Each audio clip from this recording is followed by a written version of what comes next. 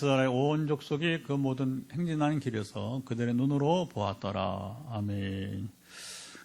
출애굽기 너러티브 이제 58번째 시간입니다. 오늘 출애굽기 말씀을 이제 마칩니다. 다음 주부터는 우리가 요한계시록 2장, 3장 소아시아 7교회에 보낸 편지 이야기를 좀 나누려고 합니다.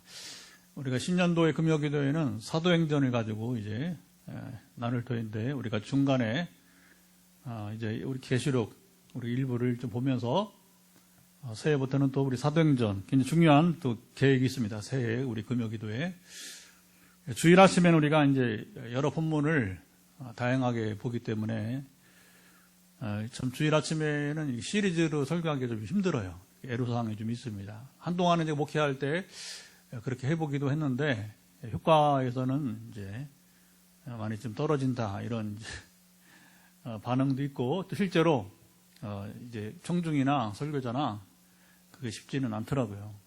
주중 예배에서는 이게 가능하죠. 그러니까 새벽기도였든가 또 금요기도에 그래서 사도행전 시리즈를 내년에 이제 여러 전국의 교회들이 내년에 이제 사도행전 가지고 주일이든 또 평일이든 이제 나중에 설명을 드릴게요. 목적이 있어요. 그래서 지금 한국교회가 지금 다시 일어서야 되기 때문에 사도행전을 통해서 또 새해에는 우리가 더 일어날 수 있기를 간절히 기대해 봅니다.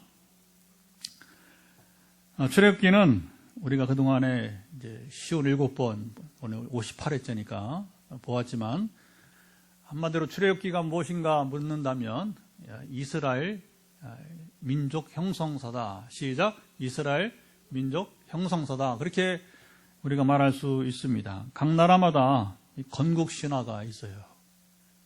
건국 이야기가 있다는 것이죠. 그게 뭐 신화적으로 설화 여러 가지 다양한 표현을 하게 되는데 이런 점에서 이제 이스라엘 민족 이야기는 출애굽기에 잘 나타나 있어요. 물론 출애굽기는 오해할까봐 또 이런 말을 분명히 하고 지나가야 되겠죠. 신화가 아닙니다. 출애굽기는 신화가 아니고 우리 단군 신화는 신화예요. 그건 있을 수 없는 얘기입니다. 곰이 사람이 될 수 없잖아요, 그렇죠? 그건 말이 안 되는 얘기고 신화고 하지만 출애굽기는 정확한 역사 이야기입니다. 자, 이스라엘 민족의 형성사는 그 조상 아브라함 이야기부터 시작이 됩니다. 아브라함을 부르신 하나님께 부르신 것은 뭐냐? 이스라엘 민족의 아버지로 부르시게 된 거예요. 또한 하나님께서는 이게 중요한 게요. 아브라함을 부르신 의미는 단지 이스라엘 민족의 아비로 부른 게 아니라 세상을 통치하시는 이 하나님의 방식을 지금 바꾸는 전환기가 되었어요. 잘들 주목해야 됩니다. 무슨 말이냐면 아브라함 이전에는 창세기 1장부터 11장까지 역사예요. 간략하게 말하면 사람이 죄를 짓고 하나님 심판하시고, 그렇죠?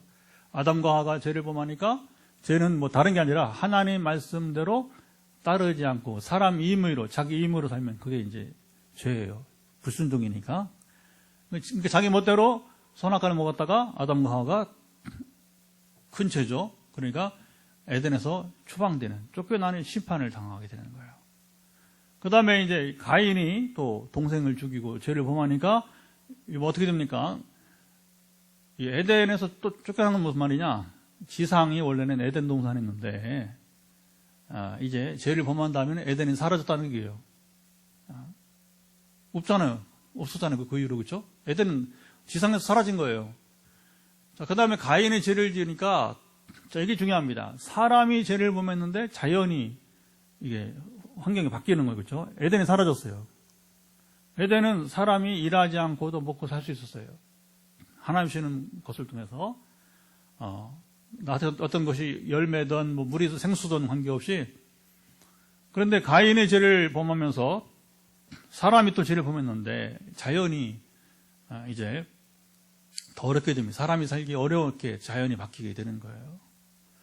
그치지 않죠? 노아 때에는 뭐 더 사람들이 이제 계속 죄를 범하면서 이제 하나님이 세상을 심판하시게 돼요. 물로써 노아 홍수 이야기 너무 잘 알지 않습니까?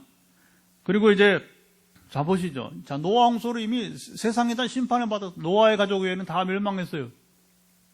다시 세월이 흘렀습니다. 참 이게 어려워요. 얼마나 걸렸는가. 노아 홍수 후에 다시 세상의 사람들이 이제 또 태어나고 얼마나 참 이게 미스터리가 있습니다. 우리 알 수가 없어요. 근데 또 세월이 지나가면서 사람들이 다시 하나님께 도전해서 바벨탑을 쌓아요. 또 하나님이 노아 홍수에 대해서 정신 못 차리는 이 인류를 위해서 하나님이 세상으로 다 흩어버리고 이제 그리고 뭐합니까? 언어를 다르게 혼잡하게 하셨습니다. 자, 하나님은 아브라함을 부르시고 야, 이제 이런 역사 그만하자 하시면서 새 역사를 계획하셨는데 그게 뭐냐면 창세기 15장 6절에 나와요. 한마디로 하나님이 여기 뭐라고 하냐면 이제 아브라함이 여호와를 믿으니 시작 아브라함이 여호와를 믿으니 이를 그의 의로 여기시고 시작 이를 그의 의로 여기시고. 자, 그동안은 이 아브라함전은 죄와 심판의 이 얼룩진 역사였는데 아브라함 부르신 다음에는 아브라함을 계기로 뭐냐? 사람들이 하나님을 믿음으로 의로 여기시는 이제 새 역사가 시작이 되었어요. 자, 이 새 역사를 이루기 위해서 하나님은 아브라함의 후예들이 한 민족을 이루게 하셨어요. 그게 바로 이스라엘 민족이죠. 그리고 이스라엘이란 말은 누구 이름이에요? 본래? 야곱의 이름. 아브라함의 손자. 그거 좀 흥미로운 점이 왜 아브라함을 부르시고 그 민족 조상을 세우면 아브라함이라 부르자고 그 민족 이름을 특이하게도 손자인 야곱의 이름을 따서 이제 이스라엘이라 이름하였습니다.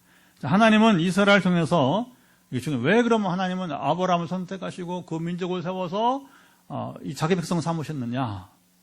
그것은 바로 이사야 49장 6절에 말씀하는데 내가 너를 이방의 빛으로 삼아 이게 좀 내가 너를 이방의 빛으로 삼아 나의 구원을 베풀어서 땅 끝까지 이르게 하리라. 그러니까 이스라엘 역할이 뭐예요? 이제는 민족이 되고 이제 하나님 백성 된 다음에는 어떻게 돼요? 그들이 율법 하나님 주신 그 하나님 백성답게 살아갈 수 있는 법도인 우리가 충분히 보아초력해 해서 그 법도대로 살아가면 이방의 빛이 되는 거야. 인생은 이스라엘처럼 살아야 된다. 우리가 이 세상의 신을 버리고 우상을 버리고 이스라엘의 하나님 여호와를 우리가 섬겨야겠다. 그걸 원하셨던 거예요. 그걸 원하셨던 것이죠. 자, 하나님의 이 엄청난 프로젝트가 이게 수백 년, 수천 년 통해서 이루어졌어요.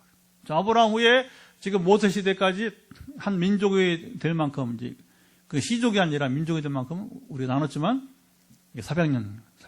그래서 이제 아브라함 한 사람이 어쨌든 한 사람이 부부였죠, 그렇죠? 아브라함과 사라 둘이서 시작을 했는데 400년 만에 수백만 명이 이르는 한 민족이 되게 되었습니다. 그리고 이제 하나님께서 이스라엘을 국가의 규모로 이제 더 장성하게 한 다음에 한 나라로서 이스라엘이 세계 이방의 빛을 비추기 위해서는 어떻게 해요?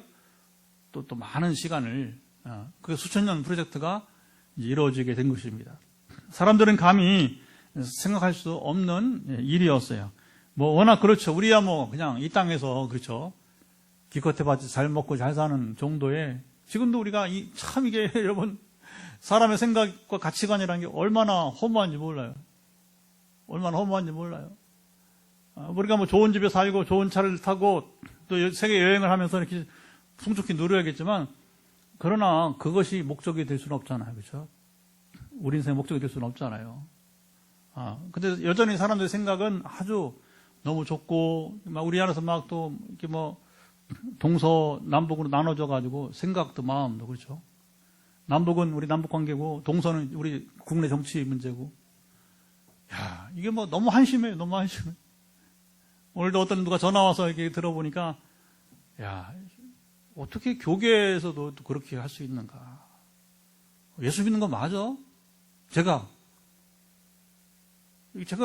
야, 이게 무슨 신앙인이 저런 사고방식을 가지고서 그것도 교계를 이끌겠다고 하는 건데 막 이게 충격이 되고요. 막 너무 가슴이 아픈 거예요. 너무 가슴이 아픈 거예요. 우리 사람이 사는 게 죄송하지만 정말 형편없어요. 얼마나 여러분 어리석고 얼마나 불쌍한지 모릅니다. 자, 하나님 놀라운 은혜의 역사가 아브라함부터 이스라엘 민족 형성사에 드러났습니다. 하나님은 모세 시대에 민족 규모로 성장한 이스라엘을 이제 자기 백성으로 삼으시고 그들을 가나안 땅으로 인도하셨습니다. 자, 40년 동안이나 이제 광야에서 사막에서 이스라엘을 방랑하도록 또 40년 프로젝트를 이제 하나님이 세우시고 이루셨어요. 왜 이 기간이 필요했냐? 이 기간에 이스라엘이 애굽 땅에서 살아왔던 모든 노예의 근성을 제거시키고, 이게 중요해요. 노예 근성을 제거시키고 하나님의 백성답게 거듭나도록 율법을 주시고 가르치시고 그리고 그들로 행하게 하셨던 것입니다. 그리고 우리 신앙생활이 여러분 이게 이 시간이 필요하다는 거예요. 우리가 지금 이스라엘 민족의 아버지 아브라함 얘기했죠. 아브라함도 그가 하나님 부르심 받았지만 75세에 그가 진정으로 신앙인이다 할 자라기까지는 40여 년 걸려요. 40여 년. 그런 것 같아요. 우리가 과거적 옛 생활, 우리가 옛 종교, 옛 습관에서 벗어난다는 것이 이게 기본이 40년 걸리는구나. 저도 한번 생각해 보니까 어릴 때부터 생각해 보니까 진정 이제 거듭나고 그리고 하나님의 사람답게 그나마 이제 상대되고 보면 이게 한 40여 년 걸리구나. 처음에는 이해를 못했어요. 뭔 40년이 걸리냐고. 아무 노예 근성을 벗기는데도 제가 살아보니 저도 그렇더라고요. 저도요. 공부한다고? 아니에요. 공부만 아니란 말입니다. 우리가 성령으로 우리가 실제 경험하고 거듭나고 살아가는 것이 정말 이 땅의 것을 여러분 정말 덧없는 것으로 우리가 정말로 이제 여러분이 이제 가치 없는 것을 여기고 하나님만 바라보고 하나님 나라만 추구할 때까지 이 가치관 변하기가 40년이 걸리더라 하는 얘기입니다. 자, 이 가운데 중요한 것 하나가 바로 뭐냐? 이스라엘이 성막을 짓고 주기적으로 하나님께 제사를 드리게 가르쳤어요. 이게 중요합니다. 출애굽기의 절반은 이야기예요. 성막을 짓는 이야기가 출애굽기 13장이나 나와요. 13장. 이 성막 이야기가 이스라엘이 얼마나 중요하면 이 출애굽기 그들의 민족 형성사 가운데 13장이나 나온단 말입니다. 자, 우리는 이 내러티브를 엄청나게 축약을 해서 요약을 해서 우리가 나눴어요. 그래서 이 출애굽기 내러티브가 58에 마치는 건 뭐냐면 성막 이야기가 워낙 길게 이어지니까 지루하고 반복적으로 굳이 그걸 반복해서 말할 필요가 없으니까 축약해서 하다 보니까 이게 58에 마칠 수 있게 된 것이죠. 자, 성막 이야기는 이스라엘만 아니라 오늘 우리에게도 큰 의미가 여러분 있습니다. 성막 이야기를 알아야 그리스도의 희생의 의미를 우리가 아는 거예요. 그러니까 이게 이스라엘만 아니라 그 후에 온 인류에게 필요한 이야기가 되기 때문에 성막과 제사의 이야기는 길게 이렇게 서술되었던 것입니다. 자, 하나님은 모세에게 성막을 제작하게 한 다음에 우리가 말하면 이제 교회 건축을 하고 뭐 합니까? 우리가 이제 봉헌식을 해요. 우리 현대 법은 입당 예배를 드리고 그 다음에 빚을 다 갚아야 헌당식을 해요. 봉헌식을 해요. 저는 그건 의미가 없다고 봅니다. 설령 경제가 허락지 않으면 다음 세대로 넘어갈 수도 있는 거예요. 그게 무슨 별 의미가 없다고 보는데 우리는 사실 입당식이 사실 여기 봉헌 예배죠. 사실 어떻게 보면 이미 건물을 다 줬는데 그렇죠? 들어와 예배 드리는데 우리 교회는 2년 전에 2021년 5월 마지막 주 우리가 마지막 주 토요일 날 우리가 이제 입당 예배를 노예 우리 관계자들 불러서 총회장님, 전 총회장님, 제 존경하던 전 총회장 모시고 그렇게 이제 우리가 이제 입당 예배를 드렸어요. 그러나 그게 봉헌식이죠.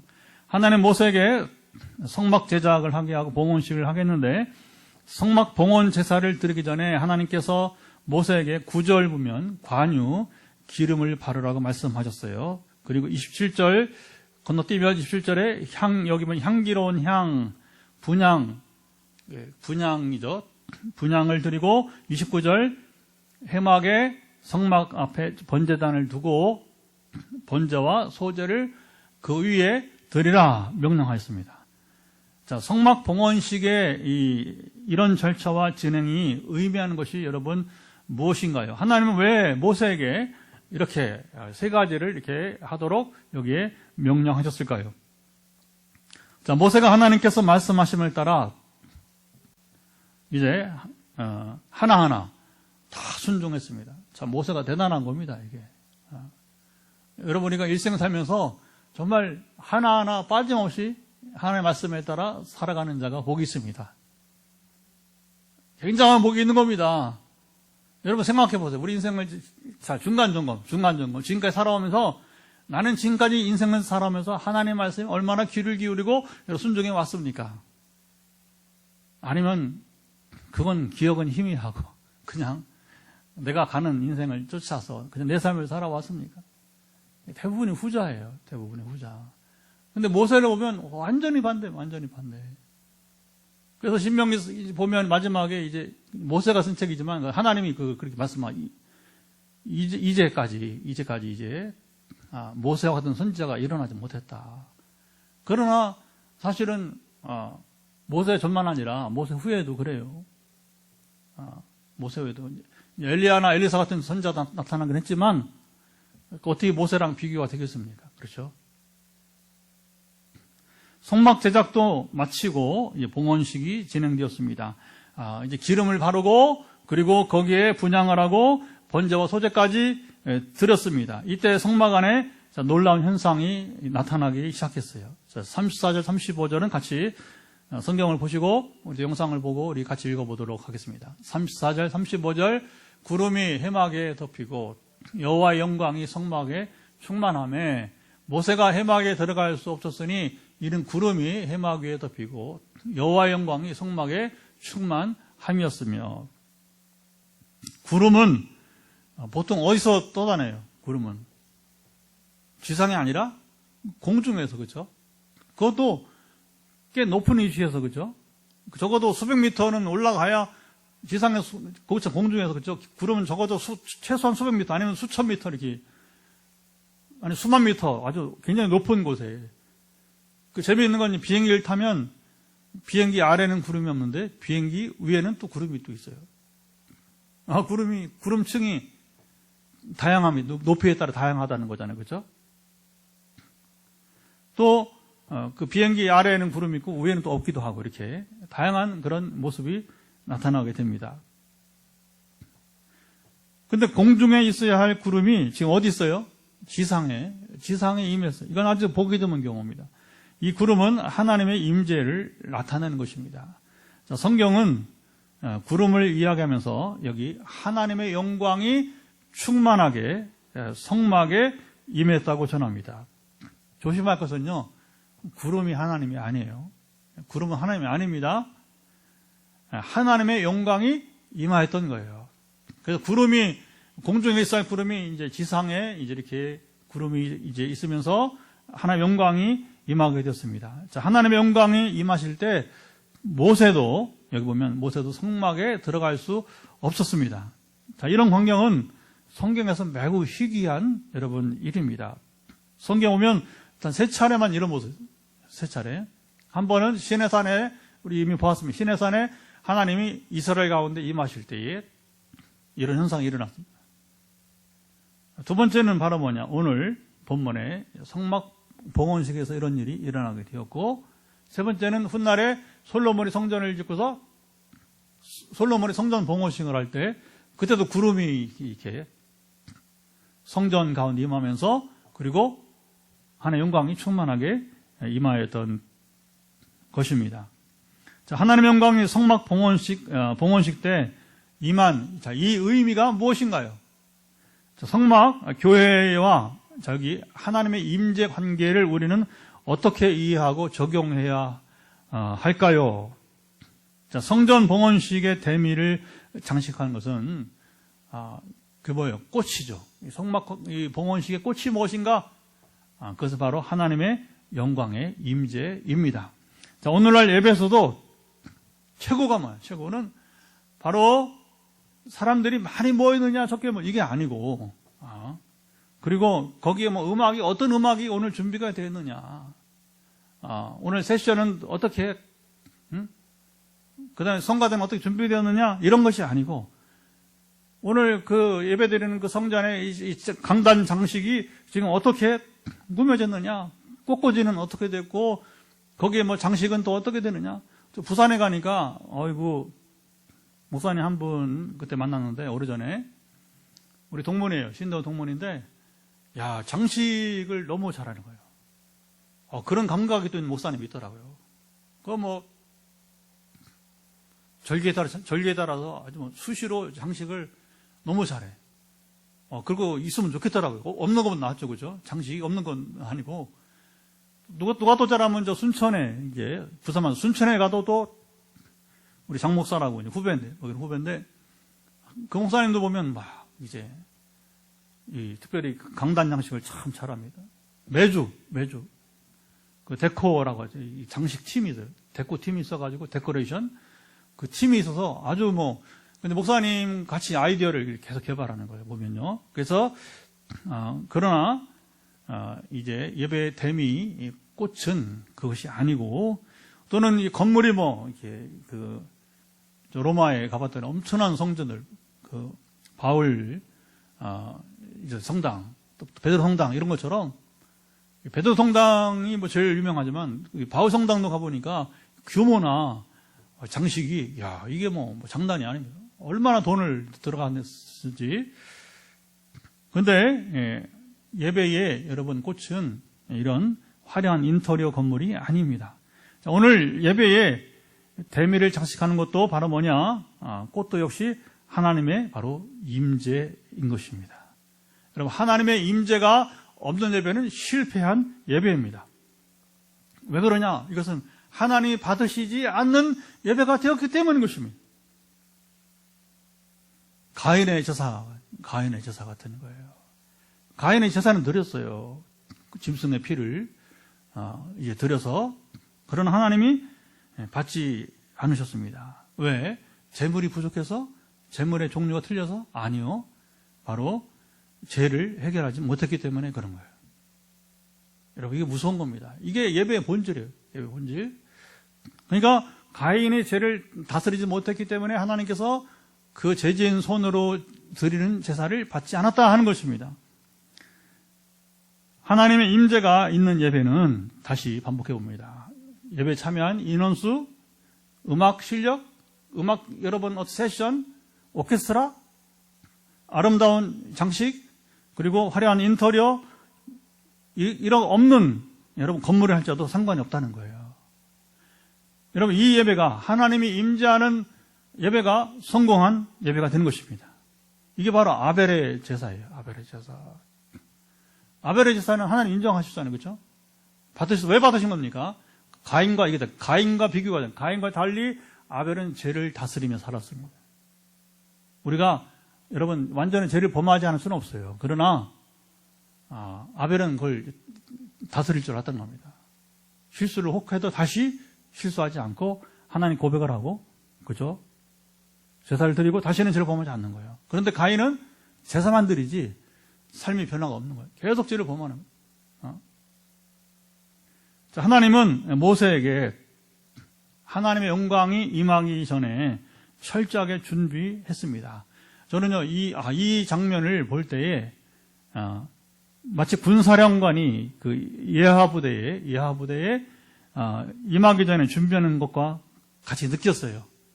군 생활을 경험해 본 사람이라면 제일 피곤한 때가 언제냐면 사령관이 이제 그 스타예요. 그래서 그 소속한 부대의 사령관이 이제 투스타이기도 하고 보통은 이제 투스타가 합니다. 근데 이제 그 위에 또 사령관이 또 올 수도 있고 군단장은 별 3개가 와요. 별 2개도 무서운데 이제 하나도 없지만 이게 2, 3개, 4개 올라가면 피로도가 더 높아지는 거예요. 그런 사람이 부대에 온다. 왜 피곤해지느냐면 사령관의 눈에 이 시찰. 자기가 지휘하는 부대에 이 말단 부대까지 다니면서 때로 아니면 중간 부대. 그러니까 이제 중간 부대 연대, 그 부대장은 이제 대령. 그 무궁화 3개. 그래서 이제 연대장이 근무하는, 또는 이제 대대는 이제 중령, 대대장이 근무하는. 그 밑에는 이제, 대위, 중대장이 이제 근무하는 부대. 제 말단이 이제 소대, 소위, 중위가 이제 주의하는 부대가 되는 것입니다. 그래서 그게 뭐가 문제냐. 사령관이 방문했을 때, 시찰을 할 때 뭐냐. 이게, 이 부대에 대해서 부정적인 그 시각을 가지면 지휘관이 아주 결정타를 받게 되는 거예요. 그러니까 뭡니까? 그것을 그 중간 지휘관들이 이제 사령관에게 밑보이면 안 되니까, 그게 뭐가 밑보이냐? 2가지. 청결과 질서예요. 잘 들어보면 다시 주목해 보세요. 군대에서 사령관이 왜 무서운가? 이 2가지가 걸리면 그 밑에 지휘관들이 어려운 거예요. 청결해야 돼요. 청결한 것이 이제 놓치면 안 돼요. 2번째는 뭐냐면 질서가, 군부대는 질서가 중요한 질서가 딱 보면 보이잖아요. 그렇죠? 환경과 그다음에 부대원들의, 그 군사들의, 병사들의 질서가 이게 군기가 좀 들어가 있고 질서가 있어야 된단 말입니다. 자, 이때 긴장하기는 부대장들도 마찬가지라는 거예요.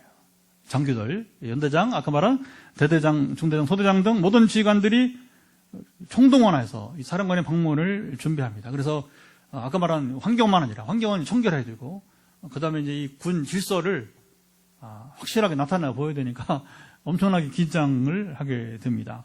하나님은 먼저 모세에게, 9절 한번 읽어보죠. 9절 성경 보세요. 영상에 없습니다. 성경 보시면 9절 읽어보죠. 시작. 관유를 가져다가 성막과 그 안에 있는 모든 것에 발라 그것과 그 모든 기구를 거룩하게 하라. 그것이 거룩하리라. 관유는 기름을 의미합니다. 하나님께서 정해주신 기름으로 성막과 모든 기구들에게 바르라고 말씀하셨어요.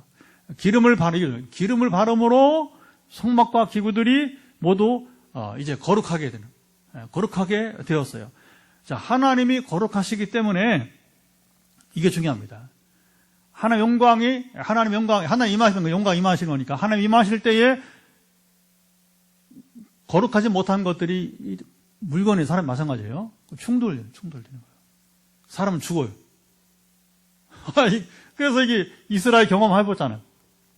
그러니까 하나님이 우리에게 임하지 말게 해달라고 부탁을 해요, 모세에게. 왜? 그 거룩함이 충돌할 때에 얼마나 그 충격이 컸는지를 이스라엘 백성들이 경험을 했기 때문에 그런 거예요. 한 번 족하다. 신의 산에 임하는 하나님 한 번 경험해서 그걸 족하다는 거예요. 다시는 하나님이 임하지 않겠다는 거예요. 너무 두려우니까. 여러분, 하나님 이러신 분입니다. 정말 이게 하나님 여러분이 우습게 보면 안 돼요. 하나님 이런 분이에요. 그래서 하나님이 영광 임하는데 거룩하지 못한 물건은 불태워지는 거예요. 불타는 겁니다. 소멸되는 거예요. 사람도 역시 죽게 되는 것입니다. 자, 모세라도 여기 보여요. 모세라도 하나님의 영광이 임한 여기 성막에 들어갈 수 없었습니다. 35절. 자, 모세에게 하나님 영광이 임하고 그 얼굴의 광채를 우리 전에 보았죠, 그렇죠? 광채가 주셨던 것은 그때는 뭐냐? 일시적인 하나님의 특별한 여러분 은혜였어요. 아무 때나 여러분 이런 일이 일어나는 것이 아닙니다. 종말 이후 천국에서는 보세요. 종말 이후 천국에서는 어때요? 이 땅이 아니라 이곳에서 한 나라가 임하고 있지만 그러나 불완전함. 요즘 우리가 죄 가운데 있고 죄를 이기며 살아야 되고 사탄의 여러 권세가 있고 그러나 종말 이후에 천국은 어때요? 다시 죄가 없어요. 어둠이 없어요. 그러니까 우리가 하나님의 자녀들로서 천사처럼 다 빛나는 존재가 되게 될 것입니다. 아멘. 하지만 그전에는 그렇지 않아요. 자, 하나님께서 용납해 주시는 경우가 아니라면, 이게 중요해요. 하나님 용납해 주시는 경우가 아니라면 불가한 겁니다. 모세에게도 그것은 예정인 경우였습니다. 이게 보면 모세도 하나님이 허락하실 때만 돼요. 그 임재 안에 거한 거예요. 시내산에서 돌판을 받을 때 아무 때나 그런 게 아니라 두 번이나 경험하니까 그때 이 얼굴에 광채가 난 것이지 그 예외적인 경우였다면 예외적인 경우. 자, 모세와 이스라엘이 기름을 바르고 거룩하게 하는 일을 제대로 할 수밖에 없죠. 하나님 어떤 분이 경험했는데, 그죠? 성막 제사는 두 가지인데 다 그대로 행했습니다.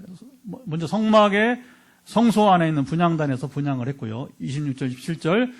이때 향도 하나님께서 지정하신 것으로만 준비했습니다. 제사는 이게 확실하고요. 이게 율법이 분명하고 아무 향이나 쓰는 게 아니라 하나님께 말씀하신 그 향으로 만든, 그렇죠? 그것으로 분향을 이제 하게 되었습니다. 자, 마지막으로 번제단에서 번제, 짐승 제사죠. 그래서 또 소제는 이제 곡물 제사를 말합니다.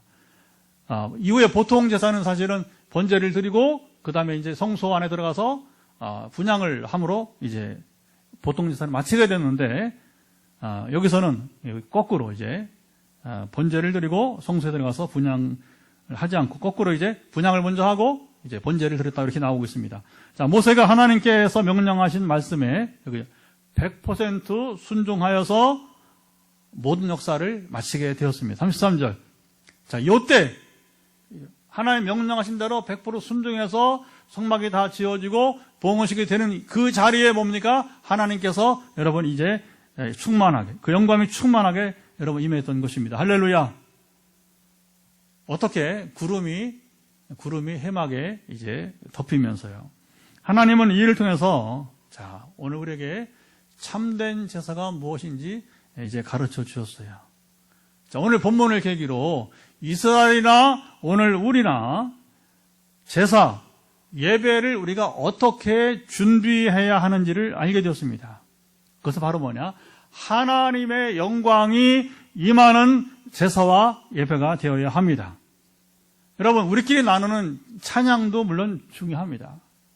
아까 말한 세션이나 여러분 그 오케스트라든가 찬양대가 필요 없다는 얘기 안 해요. 오해하지 마시고. 있으면 더 좋은 거예요.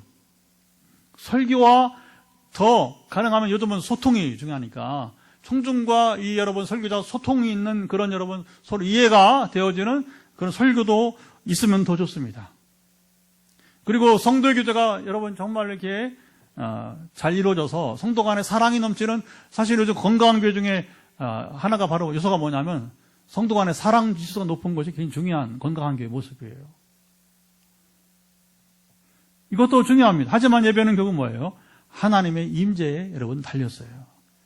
하나님의 임재 여부는 아까 설명한 것처럼 가인과 아벨의 제사를 우리가 비교해서 말씀드렸습니다. 어렵지 않습니다. 그러니까 뭐예요? 우리가 성공적인 예배, 하나님이 임재하시는 예배가 되려면 뭐예요? 지난 주중에 우리 삶의 현장에서 어떻게 살았느냐 이게 중요한 거예요.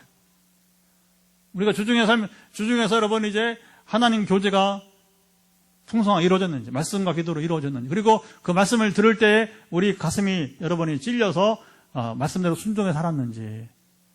그리고 하나님과 더 가까워지잖아요, 그렇죠? 아니면 한 주를 살면서 그냥 주 6일은 내 인생이니까 내 인생 살고 그리고 또 내일모레 주일인데 주일이니까 주일은 그냥 뭐 어쨌든 최소한의 예배는 드려야 되니까 와서 예배 드리면서 그냥 앉아있는지, 이게 여러분 이제 많은 차이가 있는 거예요. 그렇게 생활하고도 주일 나와서 예배 드리면서 여러분 하나님 임재를 기다린다. 어려운 거죠. 거리가 먼 이야기입니다. 거리가 먼 이야기인 거예요. 성막은 이스라엘이 광야에서 방랑하는 동안 이동식 성전이에요. 이동식 성전. 계속 움직여야 되니까. 이후에 고정식 성전이 예루살렘에 건축이 되었습니다. 그 솔로몬 성전에요. 성막이나 성전 제사에 한계성이 있었어요. 사람들이 제사를 드리는데 죄를 지을 때마다 누가 죽어야 돼요? 짐승이, 양이나 염소나 소가 반복적으로 죽어가며 제사를 드려야 했어요. 하지만 그리스도께서 오심으로 새 장막이 지어졌습니다. 이게 중요합니다. 새 장막이, 여러분 성경 한번 펴보실래요? 이건 찾아봐야 됩니다. 히브리서 9장 11절, 또 12절도 또 볼 테니까, 자, 우리 영상으로 보는 우리 8분도 같이 성경을 찾아주세요. 그래서 히브리서 9장 11절 먼저, 좀 이따 다시 12절도 볼 테니까, 두시고, 이제 책갈피를 해놓으세요. 한번 읽어보죠. 시작. 그리스도께서는 장래 좋은 일의 대제사장으로 오사 손으로 짓지 아니한 것 곧 이 창조에 속하지 아니한 더 크고 온전한 장막으로 말미암아. 자, 예수님은, 그 펴놓고 계세요. 예수님은 우리의 영원한 대제사장이십니다. 자, 그가 손으로 지으신 성전이 아니라 창조, 다시 말하면 이 세상에 속하지 아니하는 더 크고 온전한 장막을 우리에게 주셨습니다. 이것은 물론 지상에 있는 게 아니라 하늘에 있는 장막을 말하는 것입니다. 자, 세상 건물이 아니에요. 자, 그럼 거기 책갈피에는 다시 한번 이제 이번에 요한계시록 21장 3절을 너무 중요하기 때문에 같이 찾아서 읽어봤으면 좋겠습니다. 다시 그 히브리서 책갈피에 놓고 요한계시록 21장 3절을 또 읽어보도록 합시다. 이 지금 히브리서와 요한계시록은 반드시 읽어봐야 돼요. 요한계시록 21장 3절을 성경 끝으로 가세요. 21장 3절 또 같이 한번 읽어보도록 하겠습니다. 시작. 하나님의 장막이, 다시 21장 3절, 하나님의 장막이 그 중간에 사람들과 함께 있음에 하나님이 그들과 함께 계시리니 그들은 하나님 백성이 되고, 자, 21장 중간에 나와요. 하나님은 친히 그들과 함께 계셔서. 이게 중요합니다. 자, 성막 교회의 참된 의미가 여기에 나타납니다. 무슨 말이에요? 공간적 개념이 아니고, 자, 하나님께서 함께 계시는 곳이 여러분 성막이요 교회인 것입니다. 자, 그리고 이어서 다시 히브리서 9장 12절로 와서 책갈피에 놓은 대로 바로 넘어오세요. 자, 히브리서 9장 12절 읽어봅니다. 시작. 염소와 송아지의 피로 하지 아니하고 오직 자기의 피로 영원한 속죄를 이루사 단번에 성소에 들어가셨느니라.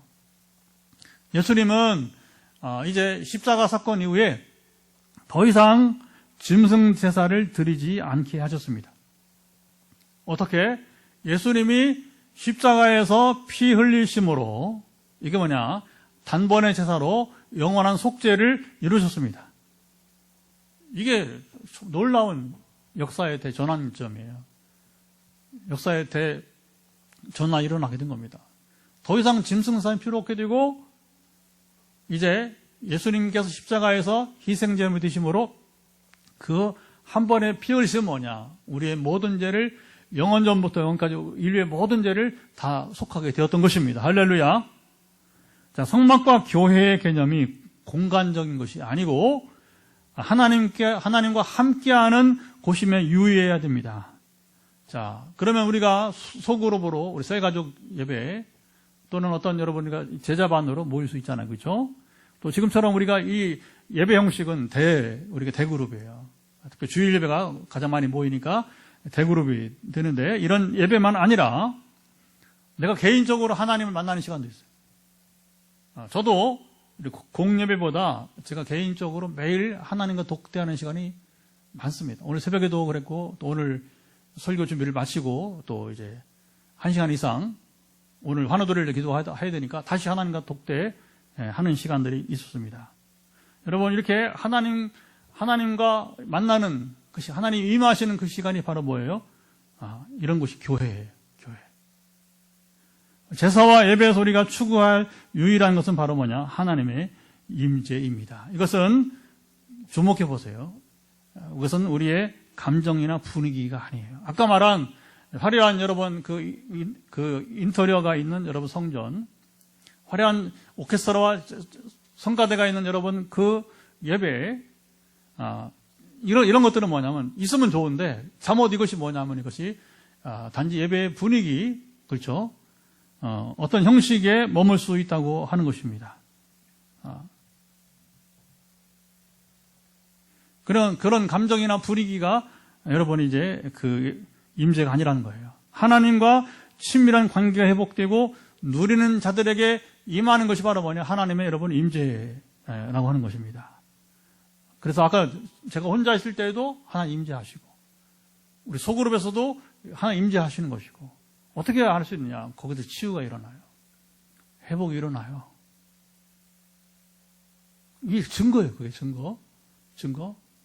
거듭나요. 내가 회개합니다. 회개를 거기서 공개적으로 내가 이러한 것들을 회개합니다. 하나님 임하실 때 역사 증거들이 나타나는 것입니다. 낮이나 밤에도 상관이 없어요. 장소 상관이 없습니다. 진정한 예배를 경험하고 누리려면 하나님과의 친밀함을 항상 염두에 두고 살아가시기 바랍니다. 그게 우리 예배의 성공과 실패, 우리 삶의 성공과 실패를 여러분 결정짓는 겁니다. 그래서 나온 말이 무슨 말이냐? 영적 세계의 성공이 삶의 성공이고, 시작. 영적 세계의 성공이 삶의 성공이고, 영적 세계의 실패가 삶의 실패이다. 시작. 영적 세계의 실패가 삶의 실패이다. 그게 뭐예요? 하나님 관계에 성공하면 우리가 인생 성공하는 거예요. 왜? 하나님 관계에 여러분 성공하는 게 뭐예요? 하나님 말씀을 귀를 기울이고, 그리고 아까 사령관이 임하듯이, 세상 사령관이 임할 때도 그렇게 두렵고 떨리면 뭐 여러분 이제, 근데 하나님 임재는 얼마나 더 두렵고 떨리는 거예요. 근데 그 임재를 여러분 우리가 경험한다. 하나님 허락하시는 거예요. 하나님. 아무게 아니고 하나님 허락하시는 여러 그 자리에 참여하는 거, 그게 예배 성공이에요. 영적 성공이 되는 겁니다. 그러나 아무리 화려하고 사람이 많다 할지라도 거기에 여러분 그 마음이 없어요. 이거 굉장히 심각한 얘기예요. 심각한 얘기. 그러면 분위기나 아까 말한 감정은 이렇게 고조된다 할지라도 하나님 임재는 없는 거예요. 그렇게 구분할 수 있어요. 음악 실력이 있는 것이지, 격조 높은 설교가 있는 것뿐이지, 그러나 거기 하나님의 임재가 없다면 실패한 거죠. 그래서 뭐냐면 교회가 크지만 법을 지키지 않고 죄를 범하고 있고, 그래서 뭐냐면 잘 살지만 그 기업에서 뭐냐면 사람들 힘들게 하고 남의 고통을 주고 있고, 그런 교회에 하나님 임하지 않는 거예요. 한국 교회는 바로 그게 위기라고 하는 겁니다, 여러분. 주일기 6일간은 그냥 자기 멋대로 살고 자기 마음대로 살고 자기 유익을 추구하고 선을 행하지 않고 거짓과, 이번 주중에도 보니까 너무 가슴이 답답한 거예요. 일부러 보나요? 근데 그 뉴스에 자꾸 나오니 뭔가 하고서 들어가 보면 한 5분짜리 이렇게 그 장관 3명 나오는데 다 거짓말.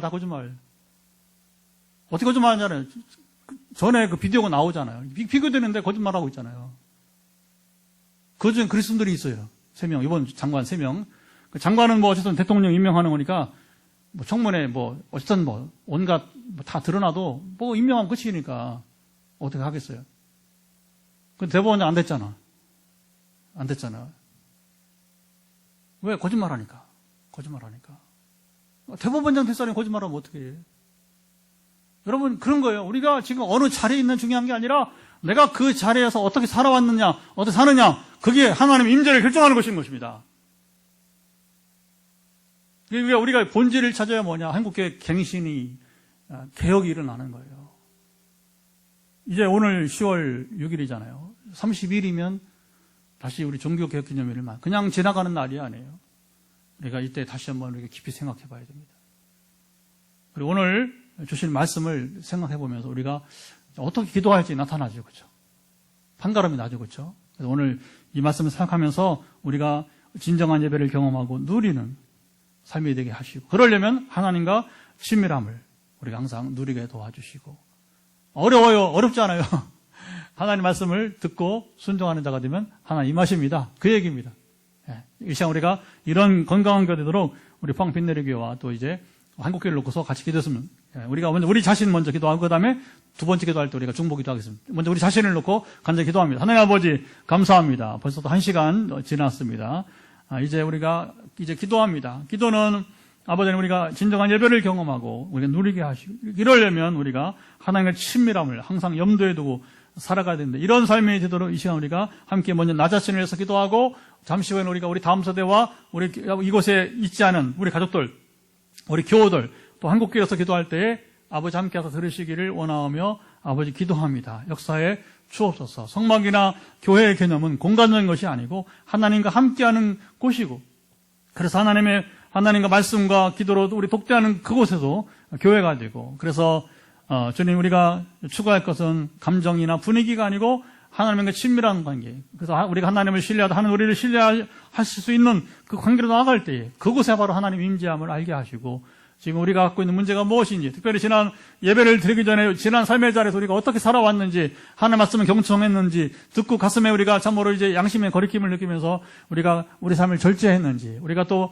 내가 원하지 않지만 순종했는지, 여기에 임재가 달려있음을 알게 하시고, 이 시간 나 자신을 생각하면서 이제 기도할 때 들어서 함께 하시길 원하며, 우리가 개인적인 경건의 시간, 콰이어 타임, 큐티에서도, 그리고 우리가 새벽부터 시작 우리 모든 예배에서도 항상 하나님 임재가 떠나지 않는 예배가 되게 도와주옵소서.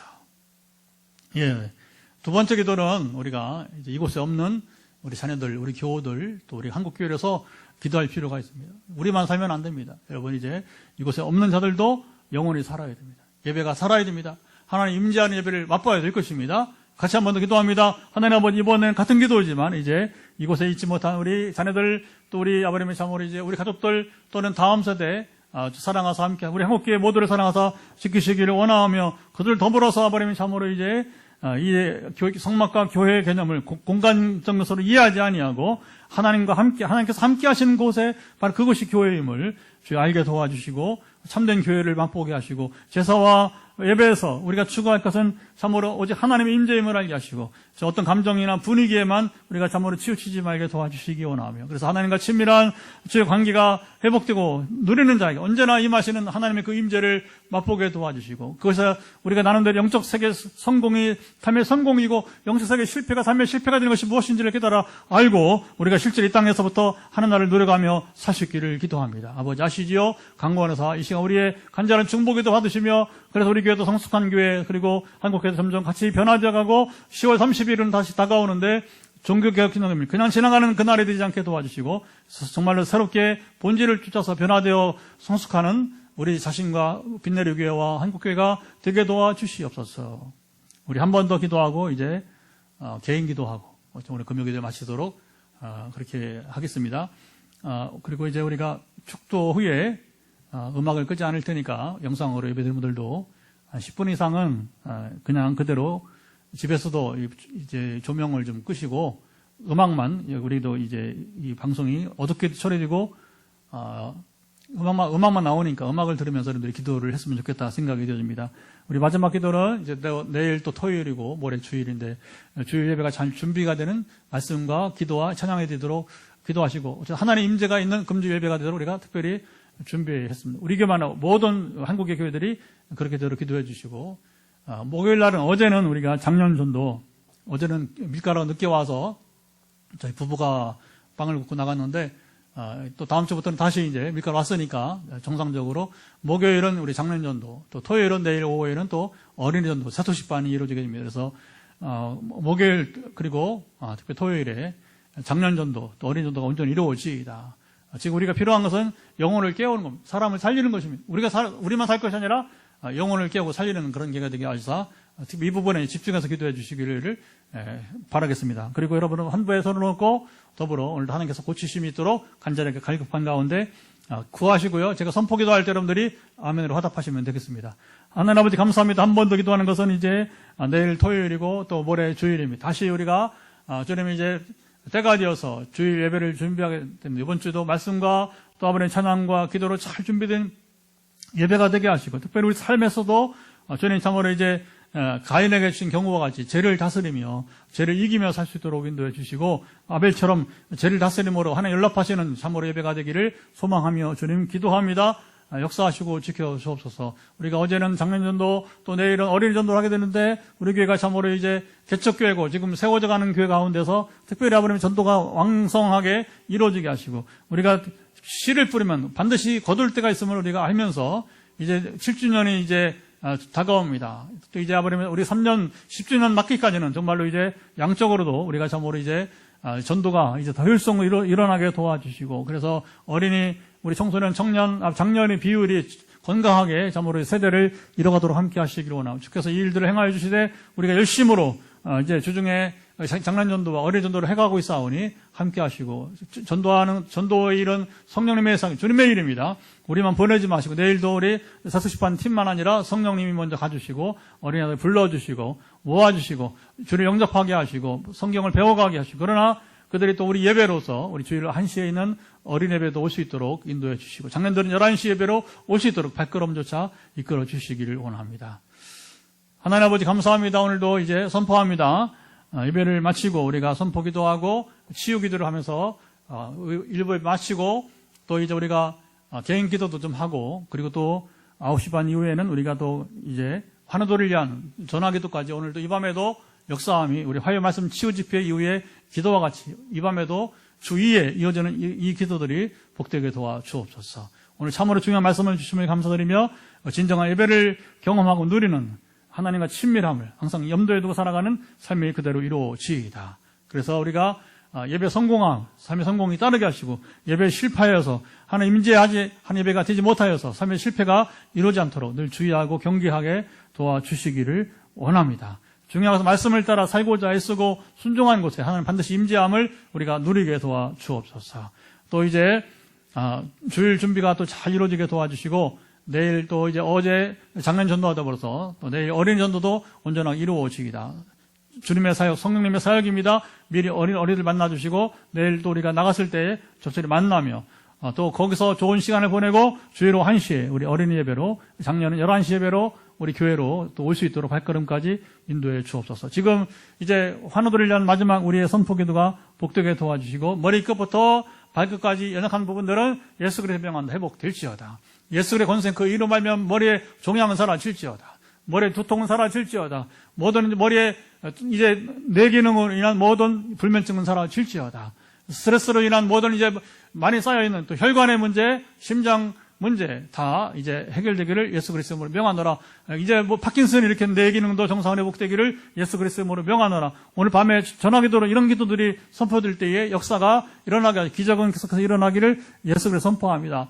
이 암 환자들이 암 수술에 상당히 후유증 없이 지내고 있는데 그러나 일부는 또 그렇지 못한 경우도 있는데 그 후유증으로 고생하는 분들 모든 암 수술 후에 후유증도 100% 소멸될지어다. 살아날 것을 예수 그리스도의 이름으로 명하노라. 아버지 행하시고 감찰하시며 지키시고 우리 주부들 어머니들 평생 일하면서 이제 쌓인 모든 스트레스가 가슴에 쌓이기도 하고 그것이 마음의 병이 되기도 하고 또 아버님 참으로 그것이 또 몸의 병으로 연결되는 경우가 있으면 우리 여성들 우리 어머니들 사랑하사 주여 갖고 있는 그 모든 후유증들 사라지기를 예수 그리스도로 명하노라.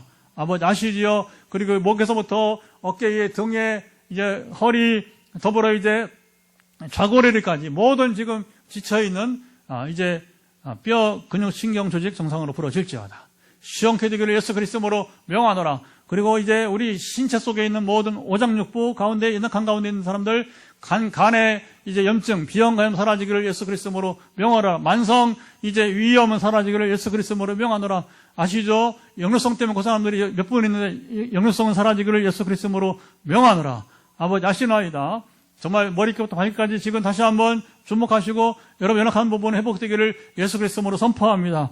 무엇보다 우리의 가장 큰 기적은 나 같은 죄인이 예수 믿어 구원받는 것인데 지금 우리 가족 중이나 또 우리 전도를 위한 기도도 했지만 지금 일터에서 또 이곳에서 지금 전도하기 원하는 분들 그들이 정말로 이제 예수 믿어 변화되기 원하는 큰 기적이 나타나기를 예수 그리스도 선포합니다. 이 일을 하시려고 교회를 세우시고 우리에게 건축도 허락하시는 데 싸우니 아름다운 이 일들이 이제 속속히 이루어지게 도와주옵소서. 또 만성병 가운데 우리 전사님 한 분이 지금 척수염으로 많이 고생하고 그것이 또 눈에도 지금 많이 피로들을 지금 영상으로 함께 참여하고 있는데 예수 그리스도로 명한다. 우리 전사님의 모든 지금 이제 모든 척수염과 만성된 것 불치로 여겨지는 것일지라도 하나님께는 불치가 없사오니 주여 참으로 오늘도 이제 전하기도 하겠지만 주의 여정 가운데 모든 척수염은 사라지고 그리고 눈에 모든 이제 그 피로들은 이제 사라지기를 예수 그리스도로 명하노라. 온 몸에 있는 모든 지병은 떠나기를 예수 그리스도로 명하노라. 또 우리 서전사님도 지금 갑상선 때문에 기도하고 있는데 이제 그것이 이제 어떤 저하성이든지 그런 항진성이든지 그것이 문제 아니라 또 암이든 문제 아니라 그 자체가 목에서 있는 이제 이 갑상선이 소멸되기를 예수 그리스도로 명하노라. 지금 이제 진찰하면서 결과를 추이를 보고 있지만 하나님께서 전사님의 근본을 고치시고 온전케 도와 주옵소서. 기대합니다. 그 밖에 참으로 이제 남모르게 주여 혼자 외롭게 고통 가운데 있는 분들도 있사오니 그것을 우리가 공개적으로 말할 수 없지만 주님은 아십니다. 아시죠? 그 모든 상처를 고치시고 싸매시며 그러나 이럴 때 더 주님을 바라보며 주님만 바라보며 나가는 가운데 하나님 임재가 오늘 본문의 약속과 같이 이루어지이다. 그러면 우리의 질병, 우리의 환경, 우리 경제 문제 그 어떤 것이라도 우리를 하나님의 사랑에서 끊을 수 없을 줄 믿습니다. 주님이 이 일들을 행하시며 오직 하나님 나라 임하게 하시고 영광과 찬송을 받으시옵소서.